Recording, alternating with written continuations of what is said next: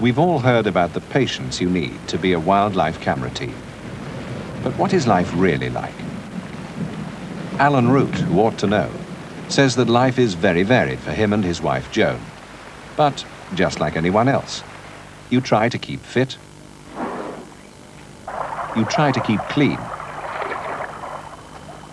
and you try to keep regular.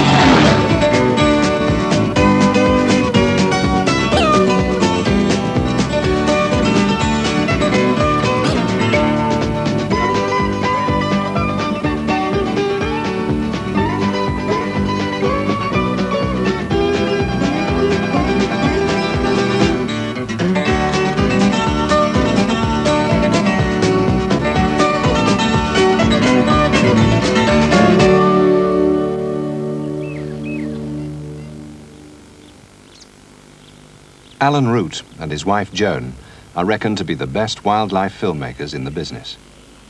Just watch them.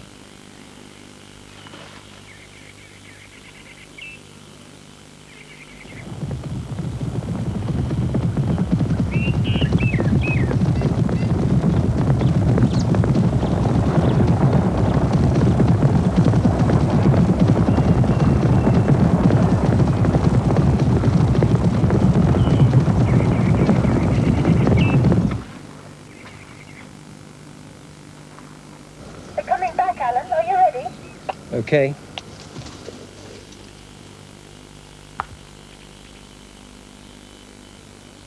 Okay, Alan, get ready. They're coming. Ready? Go!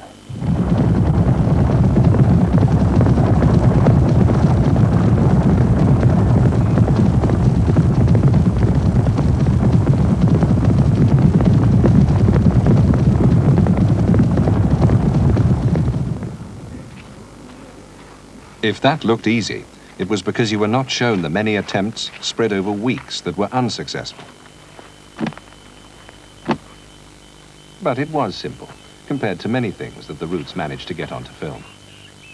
So let's go on safari and see what life is like for this unusual two in the bush.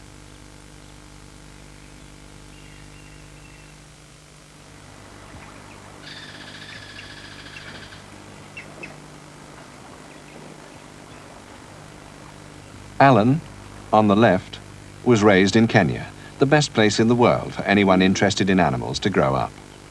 He didn't like school, so left at 16. Did like animals, so borrowed a camera, tried filming them, and by 18 was making a precarious living at it. Joan was born in Kenya. Her parents were farmers who started one of the country's first photographic safari firms. And from an early age, Joan went along.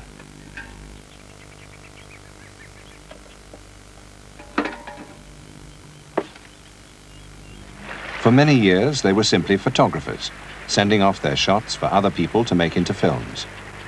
Then in 1967, they made a film for Survival about the Galapagos Islands, which had a royal premiere, won awards, and enabled the Roots to become independent. Now they could do what they wanted, which meant making their own mistakes along with the successes. And there were quite a few of both in their film about Mzima, a crystal clear spring in Kenya's Tsavo Park. The key animals in the ecology of the springs are a group of hippos, whose droppings enrich the water and provide the first links in the food chain. To film them underwater in relative safety, Alan built this floating coffin. Hippos kill more people in Africa every year than any other species, mostly by attacking small boats. No boat of any kind had ever floated on Mzima, and no one knew how the hippos would react. Only the monkey wasn't frightened.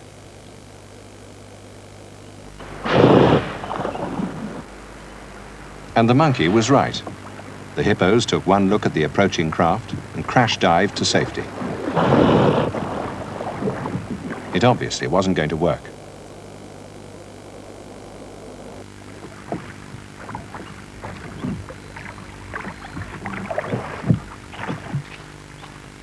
If the hippos were frightened by the coffin, they were probably just amused by the next model.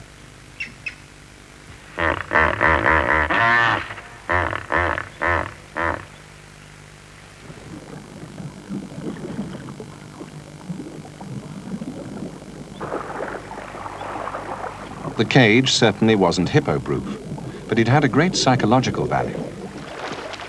These experiments gave the Roots time to get the feel of the place and to assess the risks. Now they knew that there was only one way to get their pictures. They would have to take the plunge.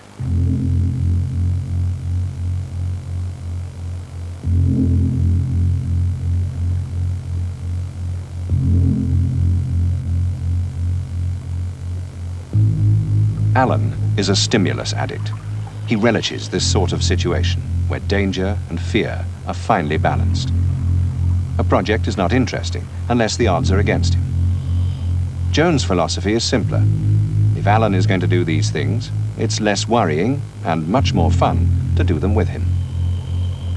So it was the two of them that swam towards the unknown in Mzima.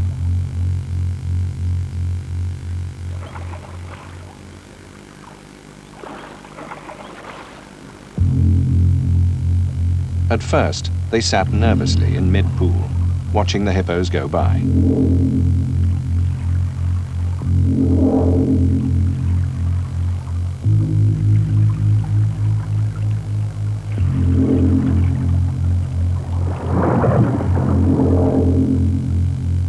Later, they started to follow.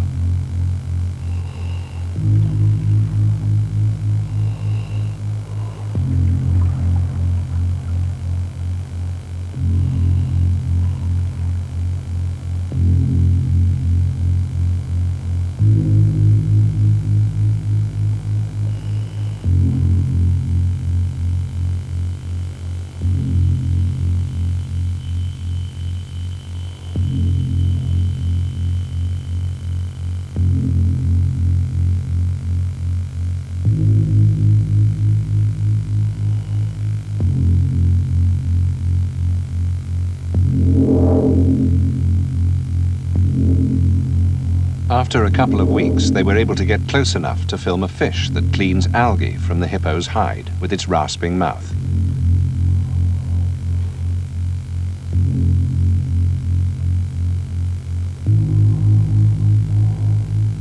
And by mimicking that rasping feeling, Joan was able to scratch a 2-ton hippo's bottom.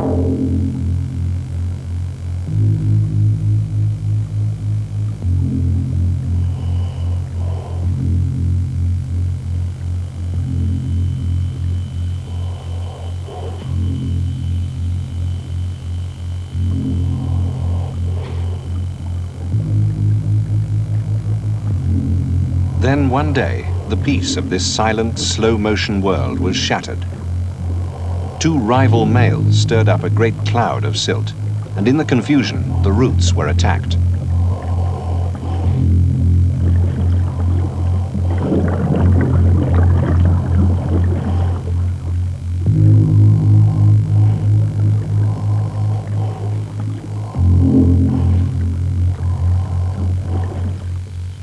Very few people survive passing through a mouth like this, and Alan was lucky not to lose his leg.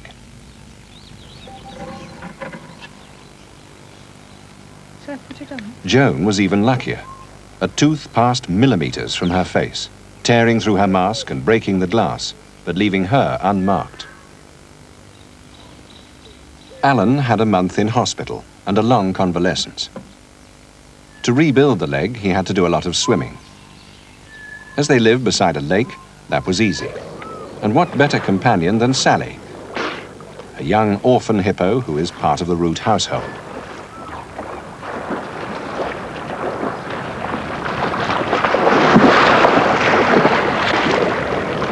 The hyena is another guest, and there have been other convalescences, for in the course of his work, Alan has been mauled by a leopard and lost a forefinger after being bitten by a puff adder.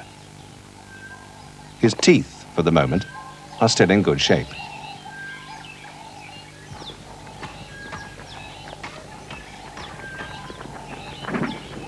In the short time that they spend at their Lake Naivasha home, Joan does what she can, with a little help from her friends. But she's happiest when living in a tent, and is not really into domesticity and the comforts of home. But with so many creatures around the house, it's almost as good as camping. The genet and this fox are orphans, but there are many wild things living in the garden, and over 80 types of bird have nested there. After the hippo incident, a nesting bird was the Roots' next project, but it was not something that they could film in the front garden.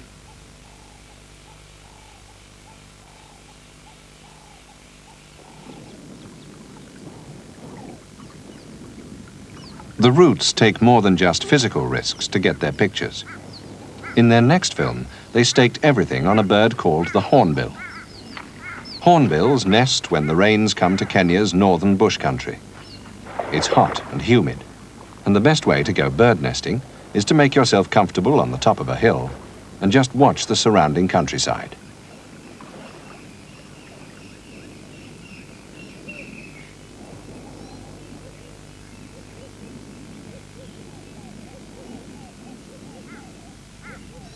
Soon a pattern begins to emerge in the bird's movements, and by the end of the day, the Roots have marked down several likely spots. The next morning, while it's still cool, they check them out.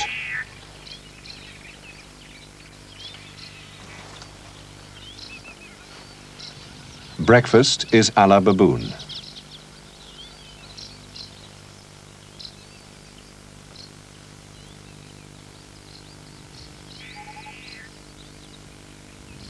The rains have brought many bushes into fruit, and if you know what is edible, there's always a meal available for birds, baboons, or cameramen.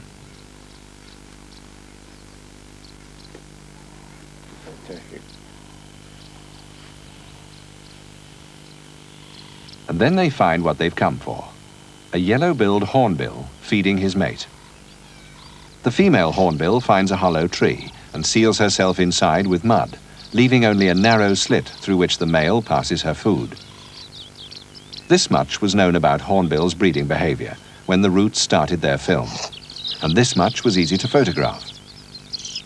What Alan wanted to know, and film, was what went on inside the tree, in the darkness of the self-made prison, behind the wall of mud.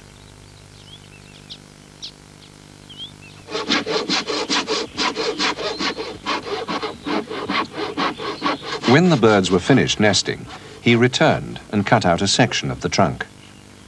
There was a good chance that the same pair would use this tree again next season.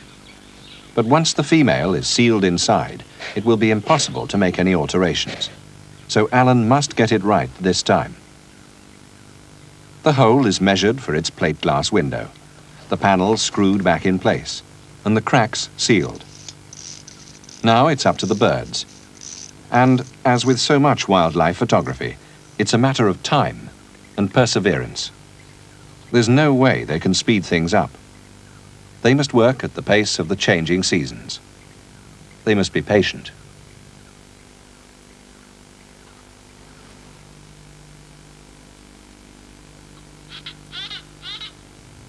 While waiting for the hornbills to nest, the Roots went filming Africa's big cats.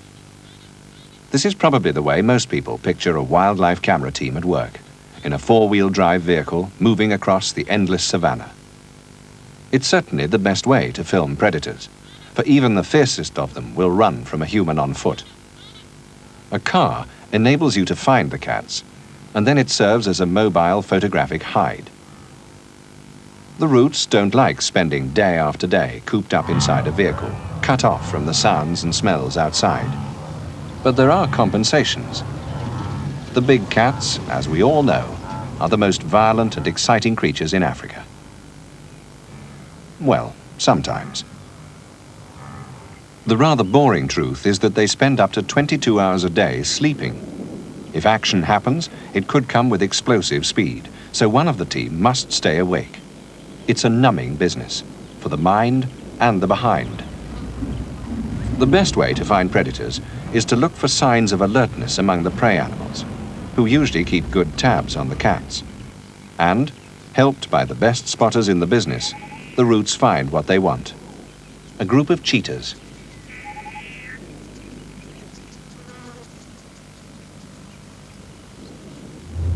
Now they will spend day after day, dawn till dusk, with these animals, a mother with large cubs, until the vehicle and even its human inhabitants are accepted as part of the group. In time, the car becomes so much a part of their scene that they use it as a mobile vantage point to search for prey. It's always lovely watching one do this for the first time and seeing him puzzle over the glass.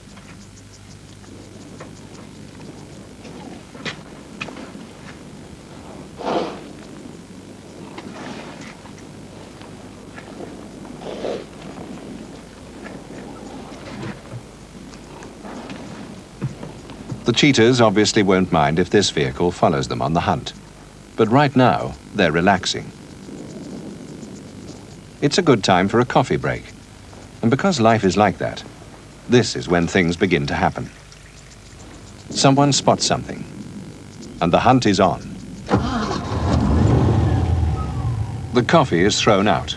Joan becomes the driver, and Alan becomes a cheetah, trying to stay one step ahead of the cat's thinking. Cheetahs hunt by stalking as close as possible and then running the prey down with a 70-mile-an-hour sprint that may take them 600 yards. You can't film from a moving car. It must be stopped in exactly the right place. Stop too close to the cheetah and it will be a speck in the screen when it makes its kill. Get too close to the prey and you may upset the hunt. Which gazelle will the cheetah chase? Which way will the prey run? Where will the interception take place? Alan answers all these questions on the run. Point, stay right. He chooses a spot about 100 yards from where he expects the kill to take place. And he's ready.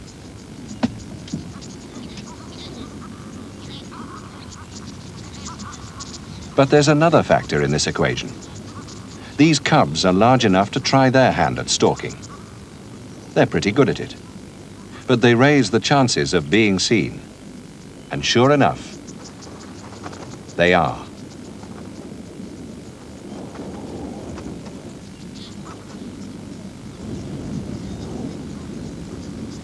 The Roots move on to look for a more suitable group for filming. And this lot couldn't be better.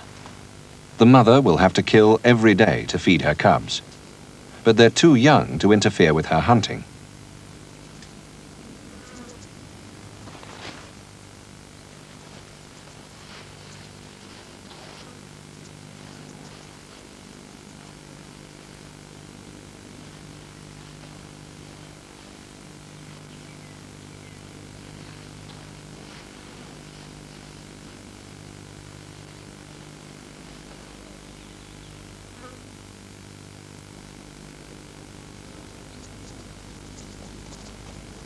When the mother leaves her cubs in this determined way, they know they must not follow. They go to the nearest bush, crawl under it, and freeze.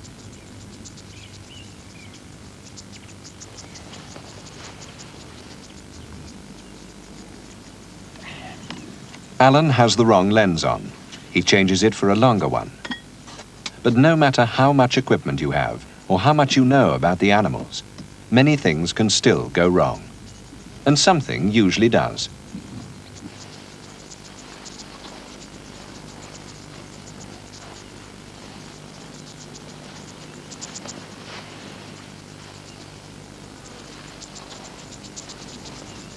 Hunter and hunted may disappear into a sea of long grass.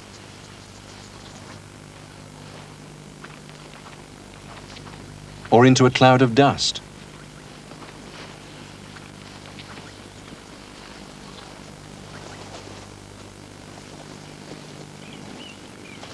The hunt may come so close to the car that Alan is unable to follow the action and loses the cheetah.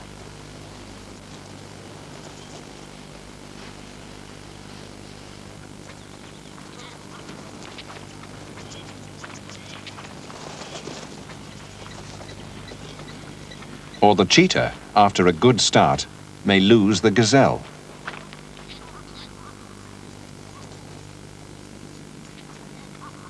The cheetah gives up. The Roots do not.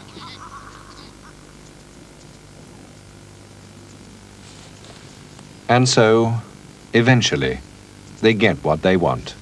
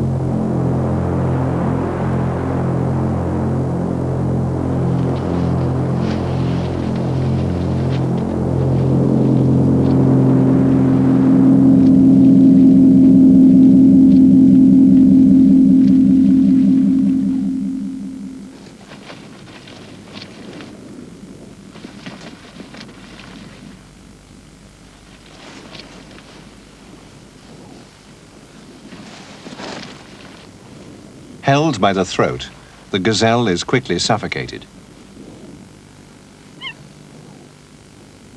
The mother then calls the cubs and drags the kill into cover.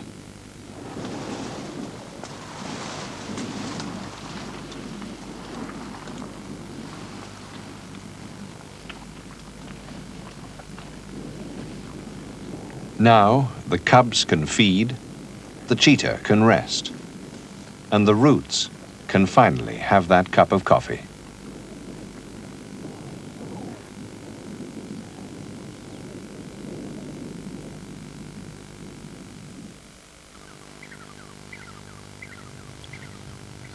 For season after season, the hornbills ignored the prepared nest. But at last, after 21 months, a female moved in. Now the Roots can move in too. Over the next few days, 2 hides are moved up into position. One to film the male outside the tree, one for the interiors.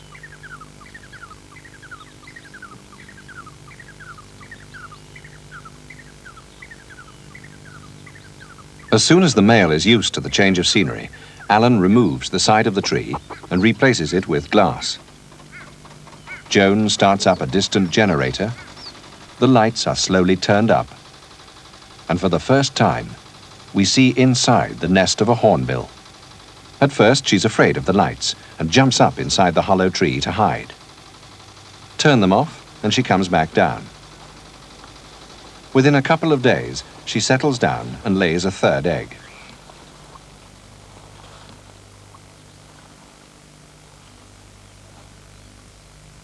Some 40 times a day, the male brings lizards or large insects. These are far too large for the newly hatched youngsters. But on hearing the chick's tiny squeaks, he brings a selection of small insects as well.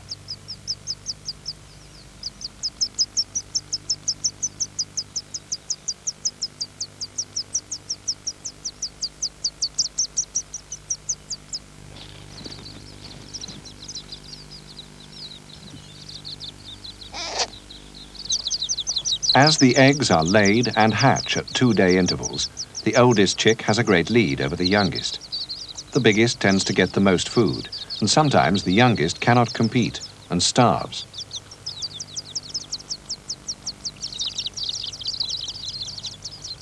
The female squirts her droppings through the slit. The chick's droppings she picks up and uses to reinforce the plaster round the hole. She also tries to plaster over the glass, making photography impossible. Alan makes a small noise and she jumps up into the hollow tree. Now he can change the glass. And Joan can top up the smallest chick so that it doesn't get left too far behind.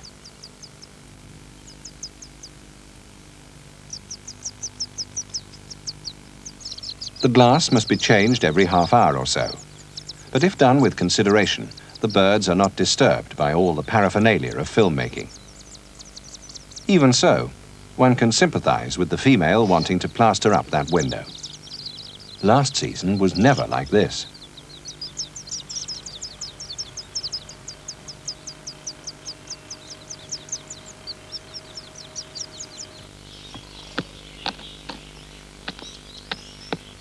Six weeks after she sealed herself in, the female breaks out. The chicks are growing fast, and the male needs her help to feed them. Breaking out is an exhausting business. It may take her up to 5 hours.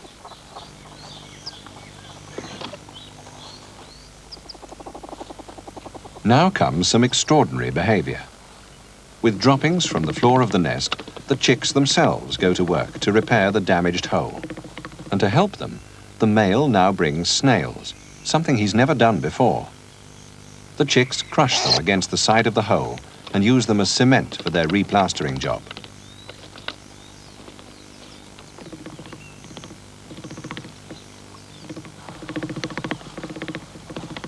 By the next day, the hole is reduced to a narrow slit once more.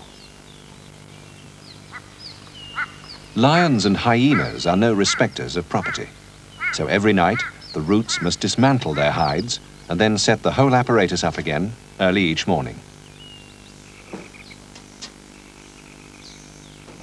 Well, I'm really glad we brought the fan.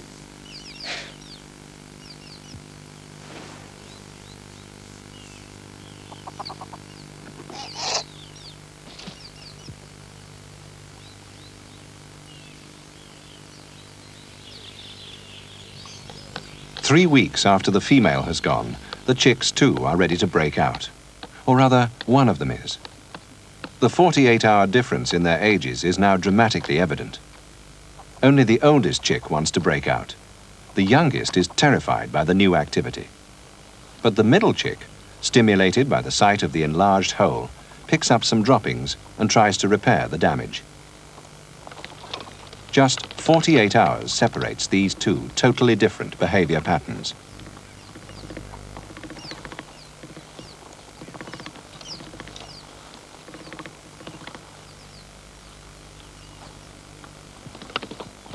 All this inside information, never seen before, provided many new facts for ornithology. But breaking is easier than building, and within a few hours there is a hole large enough for the first chick to squeeze through.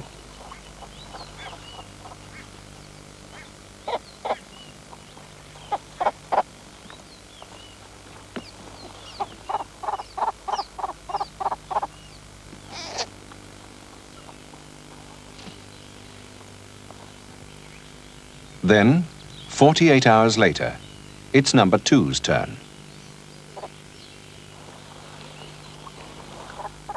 It must be unnerving having to leap straight into flight like this. Ask any pilot how he felt about his first solo landing. For 9 weeks, the hornbill has been pushing food through this hole, and Joan has been doing much the same. But this is the last day. Right on schedule, chick number 3 breaks out. He has a bit more panache than his nestmates, and one joins him in mid-flight.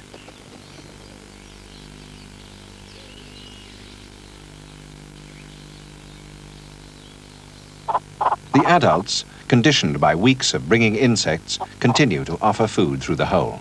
Eventually they'll give up and eat it themselves. For the hornbills, the vigil has lasted 10 weeks. For the Roots, from the time they first cut open the nest, it has taken almost exactly 2 years.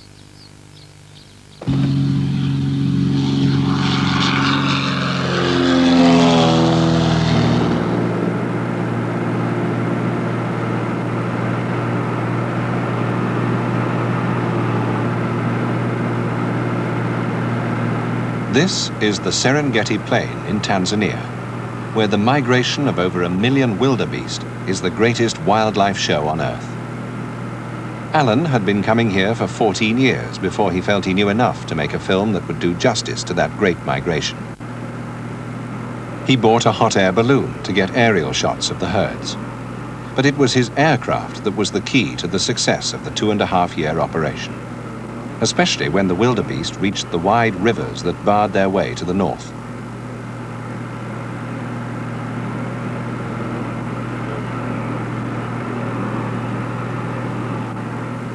As always, the filmmakers camped close to the action, and with them is Oscar Charlie.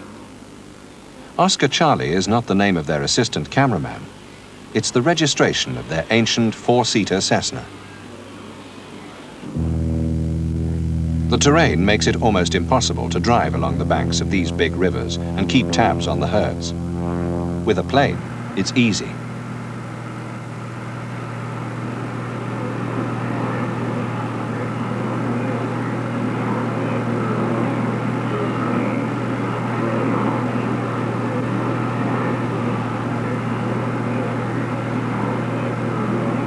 And there they are.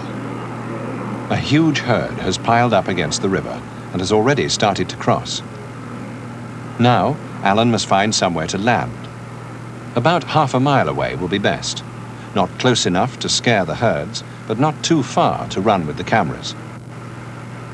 All he needs is a couple of 100 yards, free of rocks, trees, and anthills. But within a half-mile radius, that's asking a lot.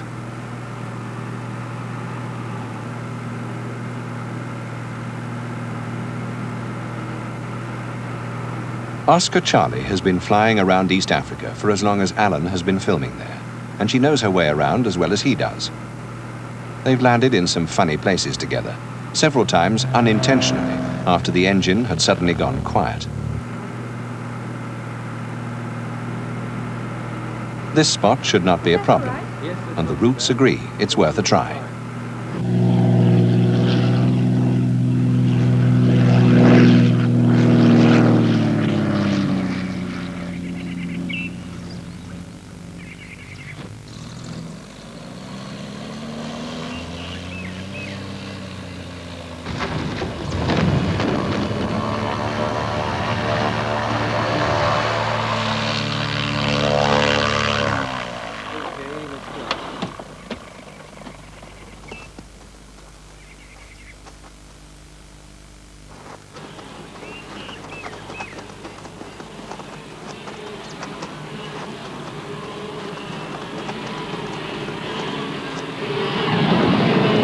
Once wildebeest start crossing a river, there's not much that will stop them. In all that pandemonium, a couple more animals moving around doesn't attract much attention.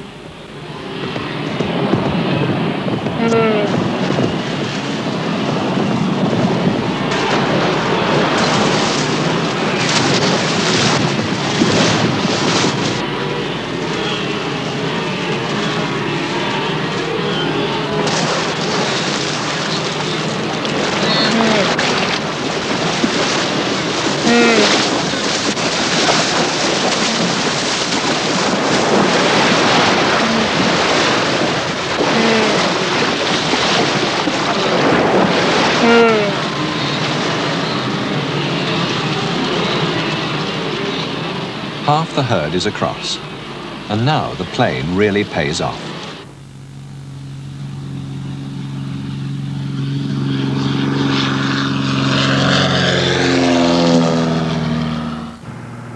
Thanks to Oscar Charlie, photography is not limited to only one bank.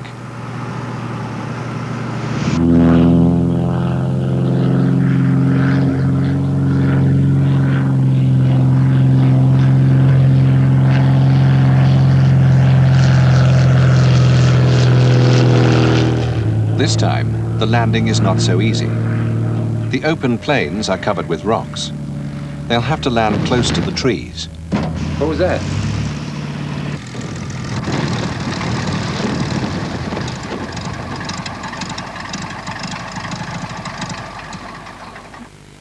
Very close to the trees.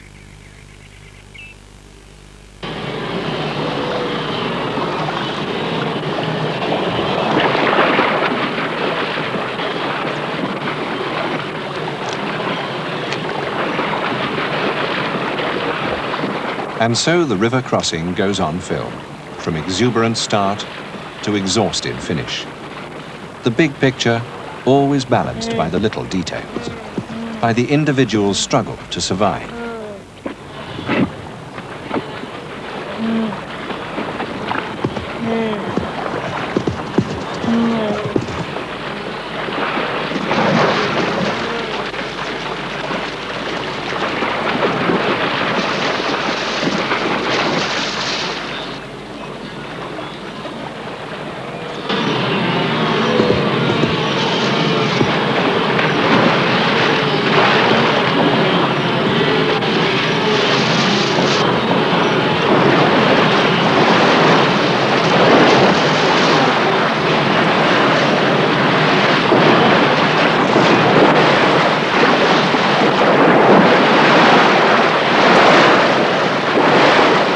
They cross in their thousands, and sometimes they die in thousands.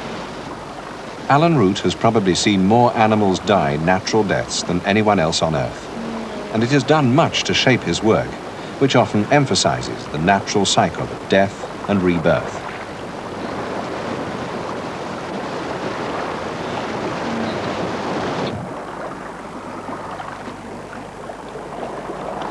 He would be the first to admit to the futility of rescuing one or two animals when they're dying in hundreds.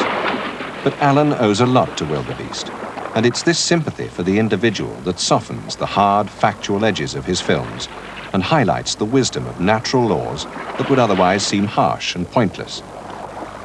Many will die, but life itself goes on.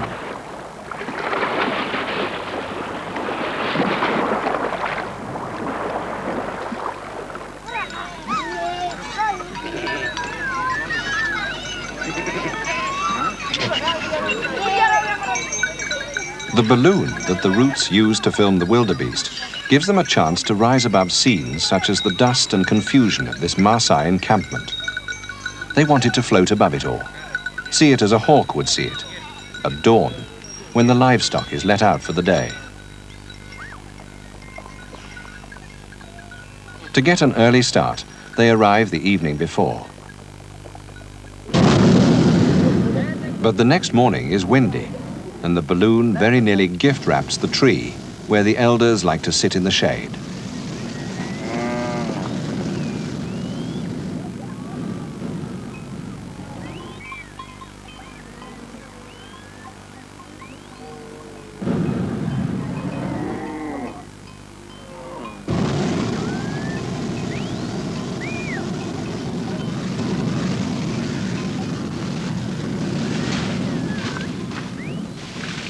The shot is ruined, but the warriors have been promised a ride, and nothing is going to stop that.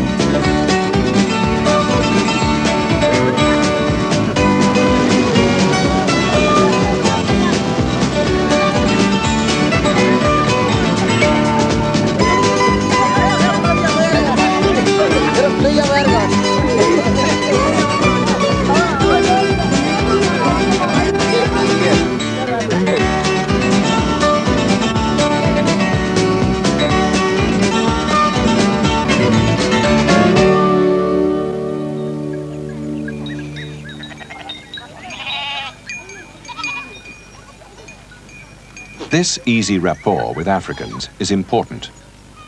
On another, more serious occasion, Alan pays his respects to elders of the Pecot tribe to ask their advice on a sequence he wants for his next film. The Roots were about to embark on their most difficult project to date, one that was going to call on all their experience and expertise. The film was to be about the life in and around these giant termite mounds. The tiny insects that build them live in total darkness and are very sensitive to disturbance and heat. By using cool lights that were first developed for filming surgical operations, Alan was able to get inside the mound and film the graceful termite architecture. They filmed the nursery chamber, filled with pinhead-sized young. And even the great bloated queen, whose daily task is to lay some 30,000 eggs to keep her colony up to strength. The queen is permanently sealed inside her royal cell, where the Roots recorded scenes that were thought to be impossible to film.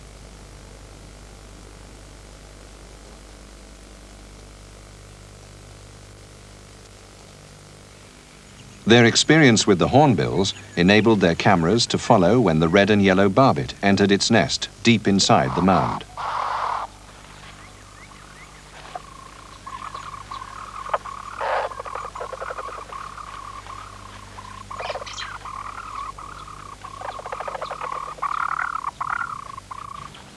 The film took a year to make, but only because of many years of accumulated experience was it possible to make it at all. The consultation with the Pecot elders was about filming the hatch, when 40 or 50,000 winged termites, called alates, fly away to start new colonies. At hatching time, the Pecot trap and eat alates, but what they had to say was not encouraging. Apart from these little slits around the base, the mound gives no sign that it's going to hatch. When it does, it happens in the dark, and in the rainy season. The action lasts for only 10 or 15 minutes, and it occurs just once a year. Getting it on film turned out to be a major practical problem.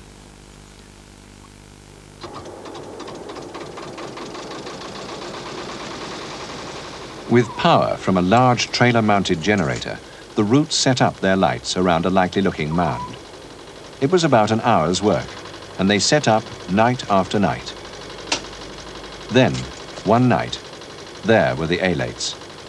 But they were not hatching from the chosen mound. They were coming from other mounds in the area and were attracted to the lights. It was no use trying to move all the equipment. The hatch would be over too soon. 50% of the mounds in the area hatched that night. The chances of filming it had been halved at a stroke.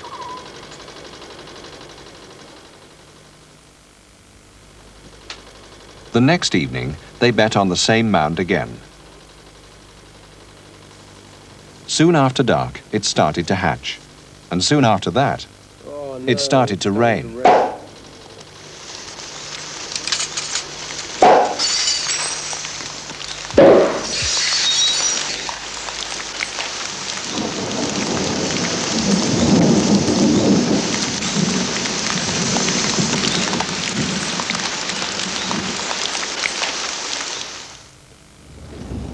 No longer could they afford to gamble on any single mound. They practiced until they could set up all the equipment in under 5 minutes and drove around each night, checking out every unhatched mound. Only when they found one actually in the process of hatching would they set up the lights. And this was it. Joan, let's go. Okay.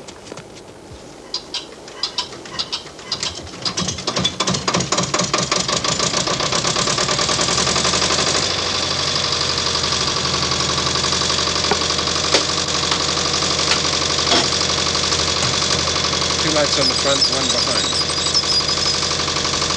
Just under 2/8.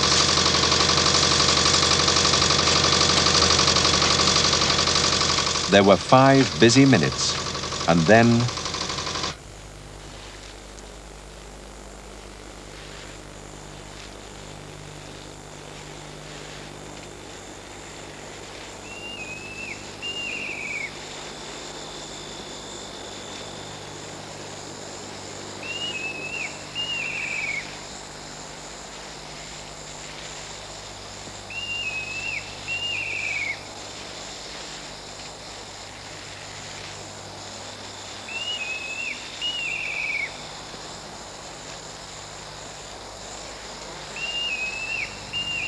Another inhabitant of the termite mounds produced a very different photographic problem.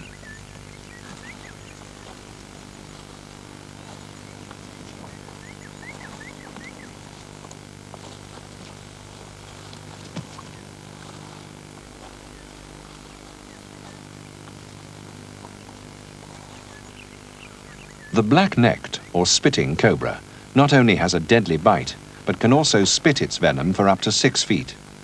It aims for the eyes, causing pain and even temporary blindness. The spitting action lasts only a 20th of a second. To film it, you first have to catch your snake. Something Alan's been doing since he was a boy. Slow motion filming requires a high-speed camera, and this machine runs 10 times faster than normal. Because of the exposure speed, the lens is at full aperture, so focusing is critical. Also, the film goes so fast that if you switch on a bit too soon, you can run out of film before the action starts. Even a test uses up 15 feet. Lighting, too, is critical. The thin jet of venom will only show up when lit from behind against a dark background. These are all Alan's problems. Joan has only one problem. She is the target.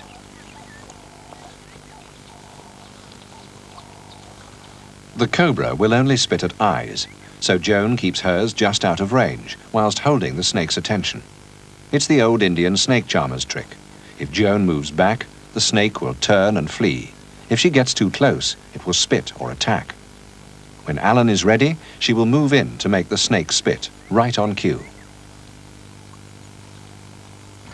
Too close. It tried to bite her. And now it turns on the camera. When the puff adder bit him years ago, Alan nearly died because he was allergic to the antivenin. He cannot have the treatment again, so a bite from a cobra this big could well be fatal. But Alan feels that what he's doing here is no different to driving a car after having had a bad accident. And people do that all the time.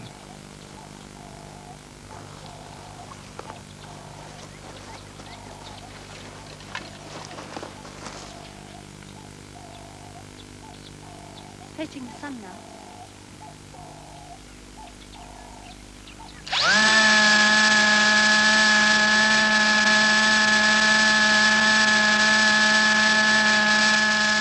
Spectacles are enough to protect the eyes, and if it's quickly washed off, the venom doesn't harm the skin.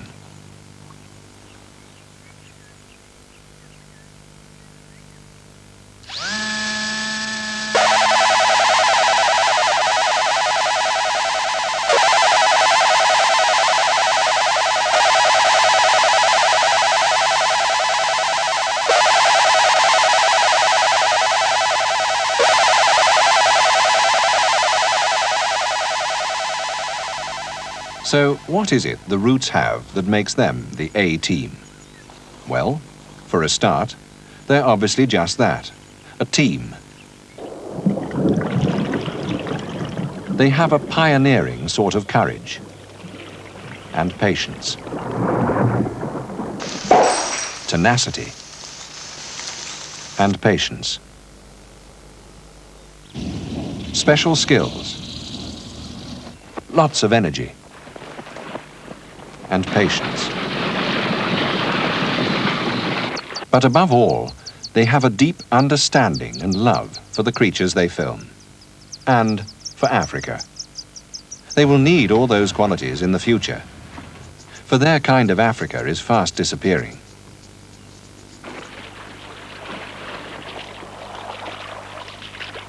Their films, and others like them, have done much to show the world what a tragic loss that would be. Alan and Joan will go on filming and will continue to share their wonderment and understanding. And who better to record for all time what used to be in Africa?